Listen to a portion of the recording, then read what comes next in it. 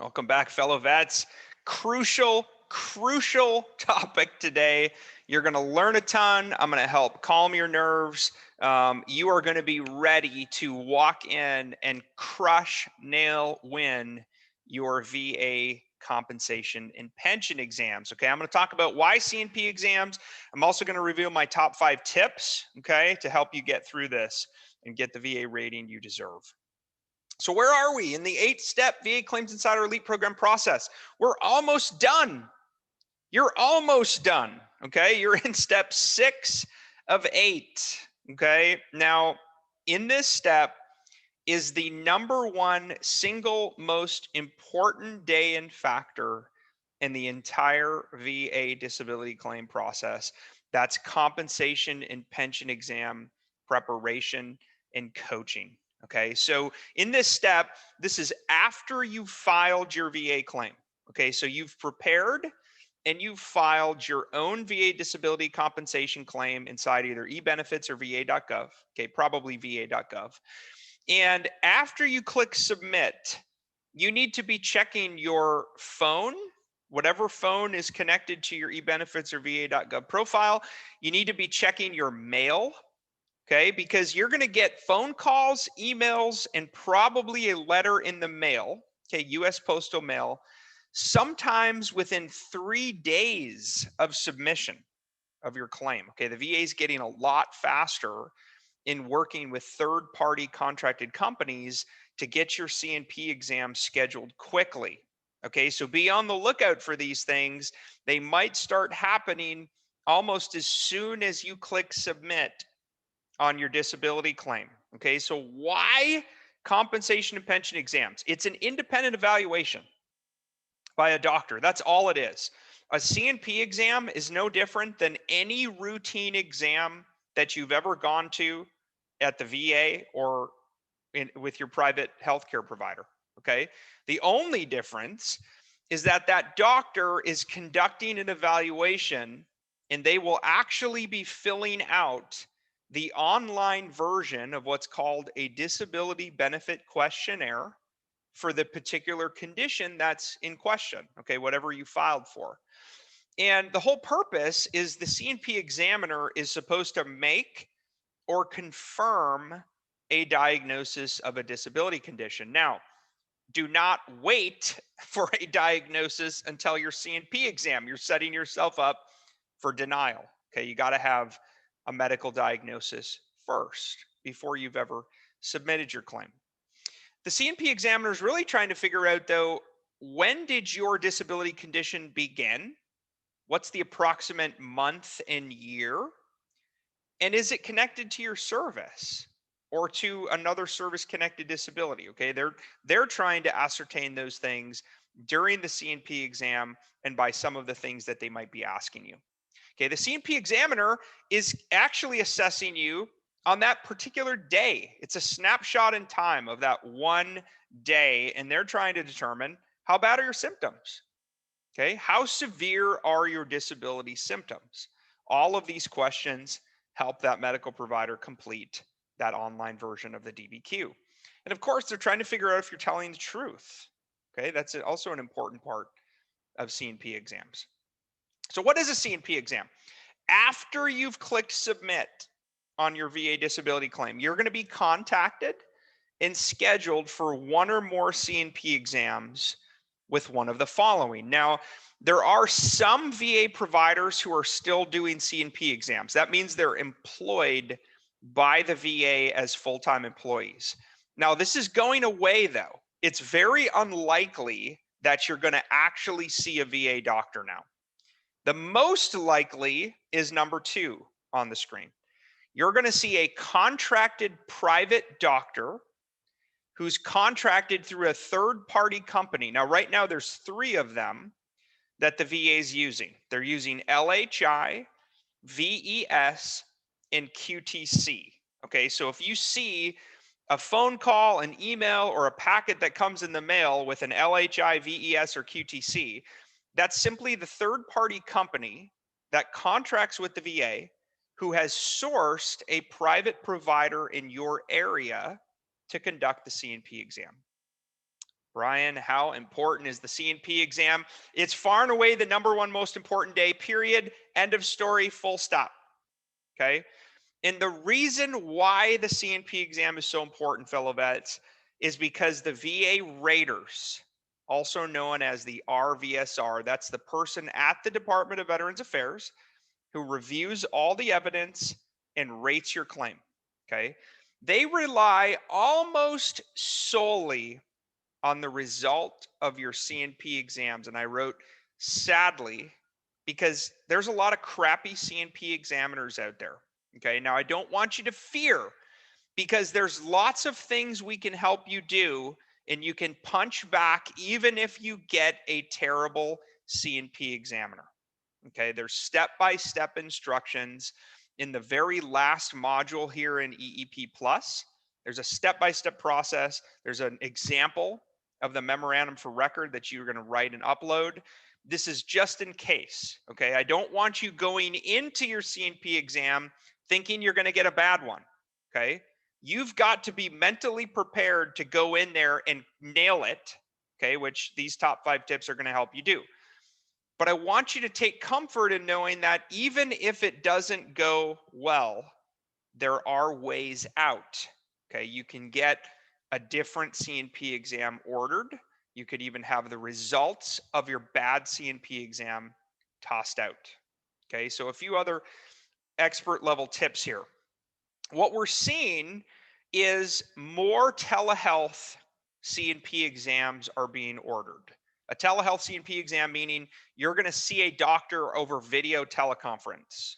Okay. They're doing more of these for some mental health conditions, not always, but sometimes. They're also doing telehealth exams for some other internal med type conditions, anything that doesn't require a hands-on physical exam. Okay, we're seeing more and more telehealth exams. We're also seeing something called an acceptable clinical evidence review. Okay, it's called an ACE exam. Now, the ACE exams are really neither good nor bad. They just are. They are what they are.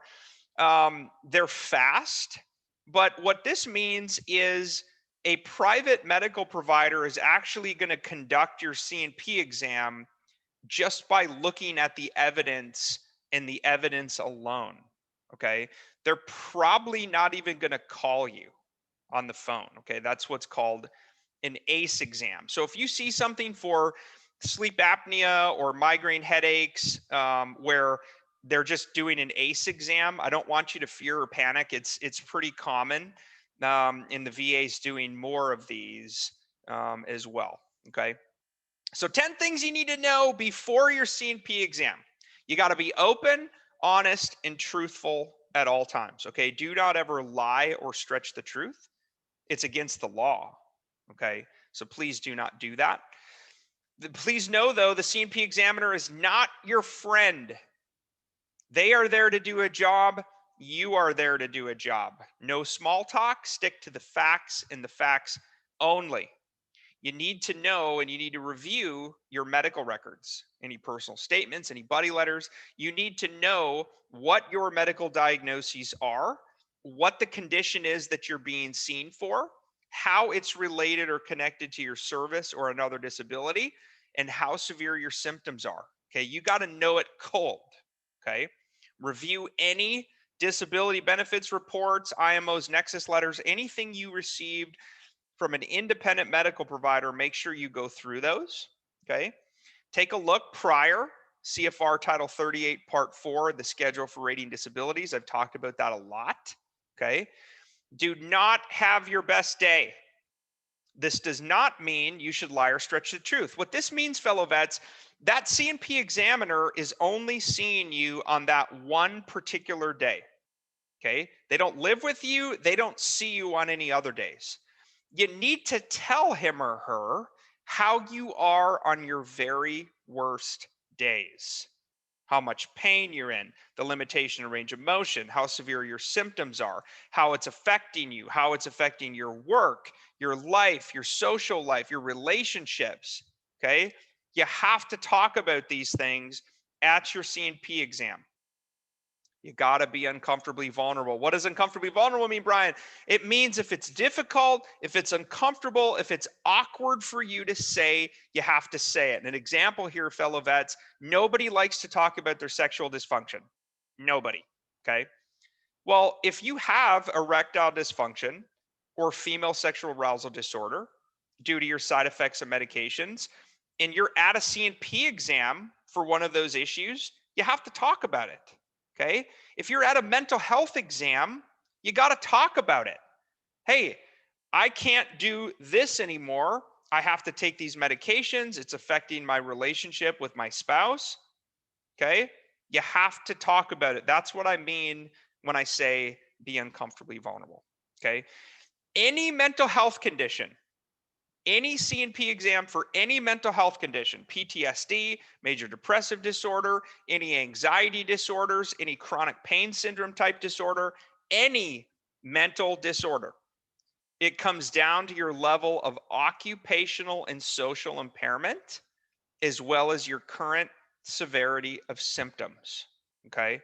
You got to know this stuff, fellow vets, and you've got to be armed before your eval.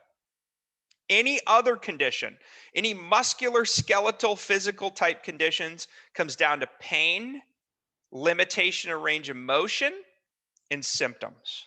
Okay. And I want you to also be thinking about how was your disability caused or made worse by your active duty service or by another disability. Okay. You need to be able to talk about your nexus, which means link or connection. Top 5 tips. All right, Brian, what are your top 5 CNP exam tips? Don't fear, fellow vets. I'm going to reveal them and explain them in detail. Tip number 1, these are the 5 P's, by the way. Tip number 1 is prepare. You got to be prepared. You got to know what's in your records. Take a look and review what you submitted in support of your claim. Any medical records, any IMO's nexus letters, any disability reports, any BVA case law, any personal statements, any buddy letters, any medical research. Make sure you know what you've submitted, okay? And take a look and a run through there of CFR Title 38, Part 4, the schedule for rating disabilities. That's the law that governs all VA disability claims, okay? Take a look at all of your evidence that you've submitted. I also recommend, if you're curious, you can Google the provider's name. Take a look at who they are. Find out where they're located. Find out what their credentials are. Find out how long they've been doing these exams. Okay. You also need to know your history. Okay. This is part of preparation. You need to know your history all the way from your childhood to active duty, all the way into the present day. Okay. And you've got to be ready to talk about these things in detail. And the reason why that is especially for a mental health exam, the provider is going to want to try to understand the approximate month and year that your mental health condition began. Okay. Is your PTSD because of an abusive childhood, or is it because of a combat deployment on active duty? Or is it because you've been a police officer in, shootouts for the last 20 years? So it's not that those things, by the way, are going to disqualify you from achieving a service-connected mental health rating. You just need to be prepared to talk about it. You need to talk about it, and you need to very much focus on the period of active duty of when your mental health condition began. Tip number 2, plan. The plan is nothing. Planning is everything. Take a look at the location of your CNP exam. Okay, it's going to be on that packet sent to you in the mail. Google it. Put it on Waze or Google Maps on your mobile device and make sure you know where you're going and how long it's going to take you to get there from your house. Okay. Be thinking about, what are you going to wear? Now, I recommend, fellow vets, that you wear just, regular gym clothes or everyday clothes. Okay. I've heard, some people will say ridiculous things like, well, you shouldn't shower for a week, and don't shave. Look, that's a bunch of BS. Okay. Look how you look on a normal day. Okay. And just wear normal clothes. That's it. I've gone to CNP exams in a polo shirt before. I've gone in a t-shirt and sweatpants before. Okay. You don't need to go in there looking like a freaking ragamuffin. You can go in there looking like a normal human being. Okay. What are you going to bring with you? So you can bring IMO, a Nexus letter with you. You could bring a disability report. You could bring your personal statements in buddy letters if you want to make sure you don't miss something as you're speaking to the examiner. Okay. Do you require the assistance of anything like a brace or a walker? If so, wear them, use them. If not, don't. Okay. Are you going to bring somebody else with you to the exam? Because you can, but you certainly don't have to. I've never brought another person with me to an exam. I've always gone alone. On the morning of game day, though, on the morning of your CNP exam, I want you to start thinking about how you're feeling. Okay. And you need to start preparing for what you're going to say and talk about at your CNP exam. Tip number 3, prompt. Who's heard of Lombardi time? Raise your hand. I love Vince Lombardi. He says if you're 5 minutes early, you're already 10 minutes late. Get to your CNP exam early. I recommend you get there at least 30 minutes before your scheduled exam. Why? Because you're going to need to bring a photo ID with you. You're going to check in, okay, if it's an in-person CNP exam. And chances are they're going to have some paperwork for you to fill out. Not always, but a lot of times they're going to have some intake type questionnaires that they're going to want you to fill out. Be open, be honest, be truthful, and be uncomfortably vulnerable. Okay. You don't want to be rushed when you're having to complete this stuff. That's why you want to get there early. Okay. And again, be thinking about what is my link of this disability condition back to my service for direct service connection, or how is it proximately due to or aggravated by another disability if I'm filing for secondary service connection. Okay. And how are they linked or connected? When did the symptoms begin? What is the approximate month or year that your disability began? You need to know that. Okay. Tip number 4 of the 5 P's, be polite. Be polite, be professional, but have a plan to kill everybody you meet. Thanks, Mad Dog.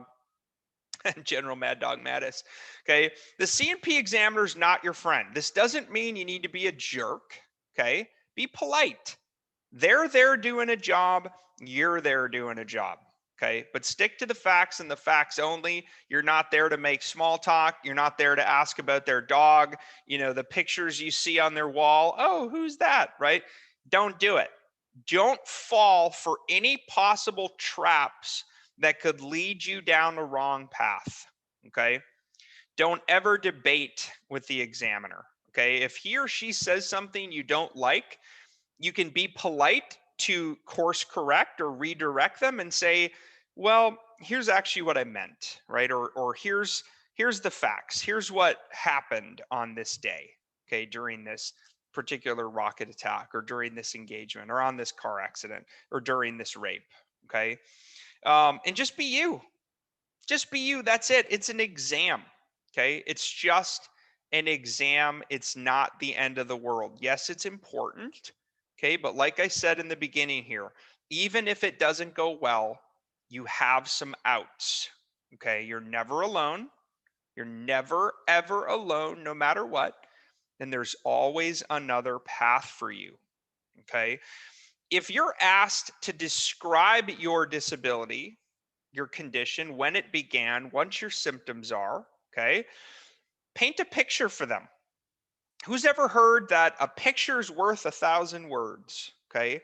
Try to make the examiner feel something that they can relate to, okay? Now, what I mean by that is, let's say that your depression is so severe that there's days that you really don't want to get out of bed in the morning and you lay there till 10 a.m. and you've called in sick to work because you just don't feel like doing anything. Okay. Well, every CNP examiner is going to have a bed. They're going to sleep in a bed. They're going to know what a bed is, and they're going to understand what it's like to call in sick to work.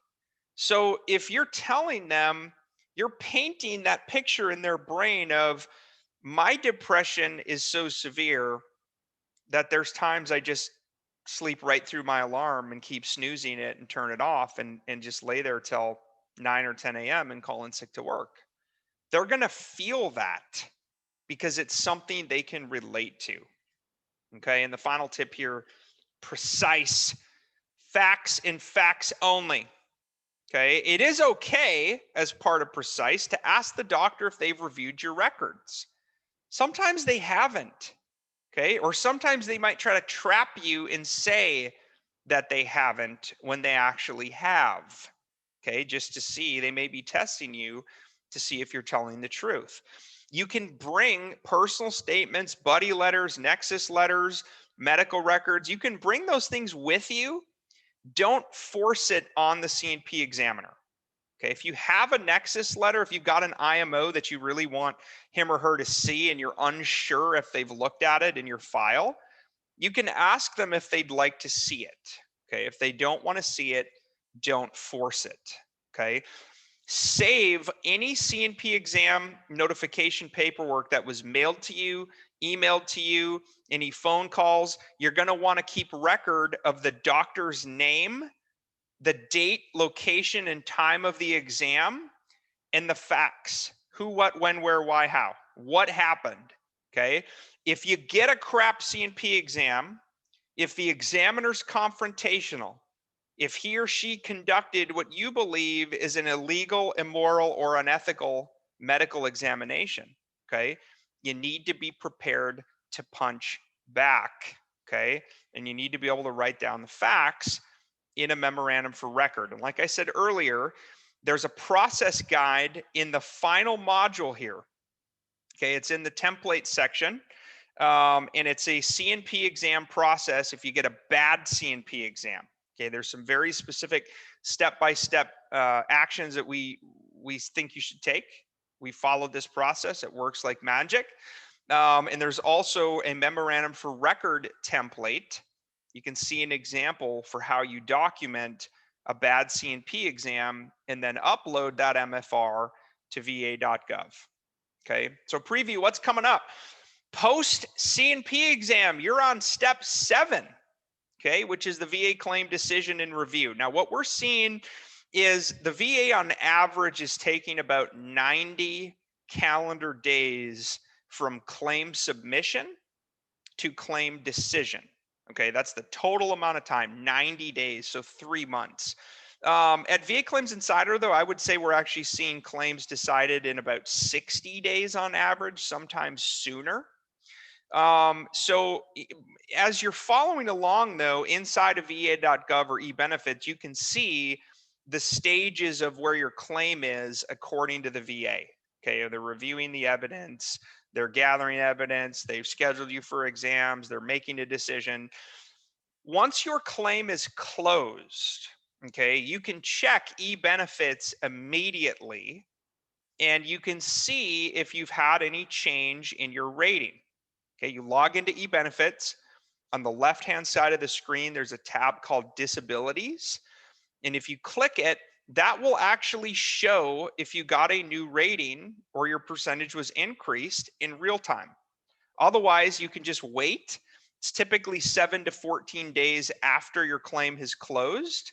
You'll get a packet sent to you in the mail. Okay.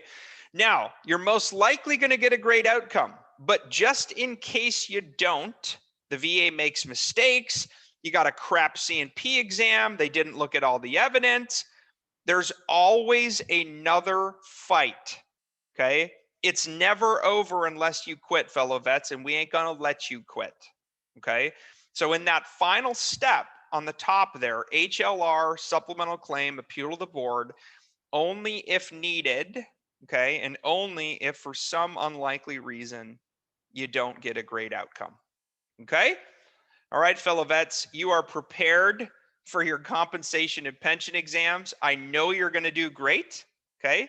Stick to the facts and the facts only. Just be you. We'll talk soon.